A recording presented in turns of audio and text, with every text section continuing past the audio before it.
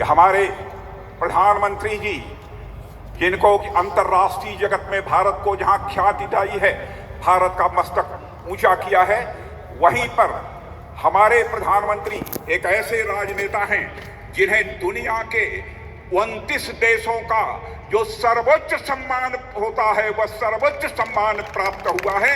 अकेले यह ऐसे नेता हैं। ऐसे प्रधानमंत्री जी का मैं पुनः एक बार अपनी तरफ से हार्दिक अभिनंदन करता हूं, स्वागत करता हूं।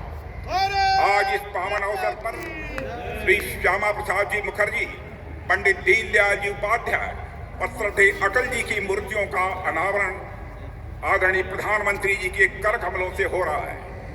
मैं मानता हूं कि आज का यह अवसर निश्चित रूप से देश के लिए बेहद महत्वपूर्ण है। मेरे बहनों भाइयों, आज परम श्रद्धेय पंडित मदन मोहन मालवीय की भी जयंती है।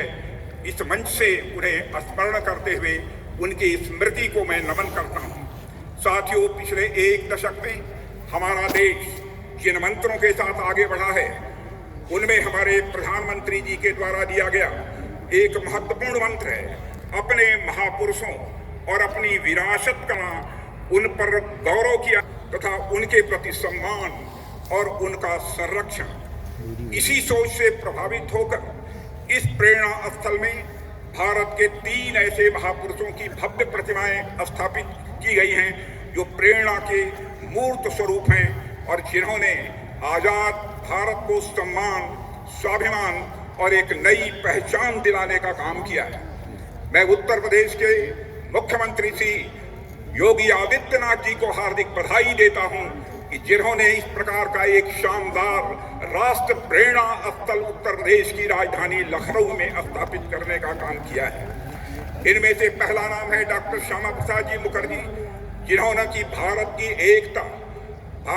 एकता और अखंडता को सुनिश्चित करने के लिए लंबा संघर्ष किया था और साथ ही एकता और अखंडता को सुनिश्चित करने के लिए जम्मू कश्मीर, जिसको धारा 370 के तहत एक विशेष अधिकार प्राप्त था, विशेष दर्जा प्राप्त किया था, उस धारा 370 को समाप्त करने के लिए अपना प्राणों का बलिदान देने का काम किया था।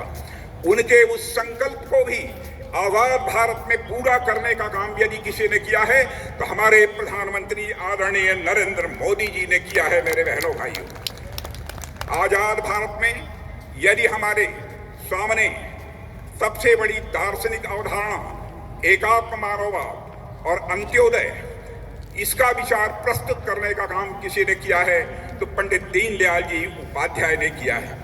जानते हैं, पंडित दीनदयाल उपाध्याय ने जो दर्शन दिया, जो विचारधारा दी, उसी दर्शन और विचारधारा के आधार पर हमारे प्रधानमंत्री जी भारत को एक सशक्त भारत, स्वाभिमानी भारत और स्वावलंबी भारत बनाने के लिए वो सतत प्रयत्नशील हैं।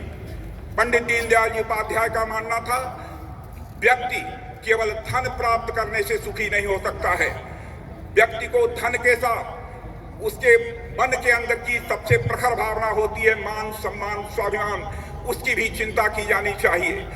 और तन, मन, बुद्धि, हर व्यक्ति शिक्षित होना चाहिए, हर व्यक्ति ज्ञानी होना चाहिए और साथ ही साथ आत्मा के सुख के लिए भी परमात्मा का भी वह स्मरण करे, परमात्मा के साथ अपना तादात्म्य स्थापित करे। यह पंडित दीनदयाल उपाध्याय की एक सोच थी। यानी हर तन के सुख के लिए धन धान चाहिए, मन के सुख के लिए मान, सम्मान, स्वाभिमान चाहिए, बुद्धि के सुख के लिए ज्ञान चाहिए और आत्मा के सुख के लिए भगवान चाहिए। यह पंडित दीनदयाल जी उपाध्याय के दर्शन का यह सार है। मेरे बहनों भाई, आज हमारे प्रधानमंत्री मोदी जी के नेतृत्व में जब एनडीए सरकार गरीब कल्याण के प्रति अपनी प्रतिबद्धता को पूरे देश के समक्ष अभिव्यक्त कर रही है, तो उसके पीछे जो व्यक्ति हमारी प्रेरणा है वह है पंडित दीनदयाल जी उपाध्याय। आज उनकी भी यहाँ पर भव्य प्रतिमा लगाई गई है। भारत के पूर्व प्रधानमंत्री अटल बिहारी वाजपेयी का किसी से परिचय कराने की आवश्यकता नहीं है। लखनऊ संसदीय निर्वाचन क्षेत्र के लोग उनसे कितने घुले मिले थे, इसके भी बताने की कोई आवश्यकता नहीं है। उनका विरोधी स्वभाव, इससे भी हम सभी अच्छी तरह परिचित हैं। मैं एक घटना की चर्चा करना चाहूंगा।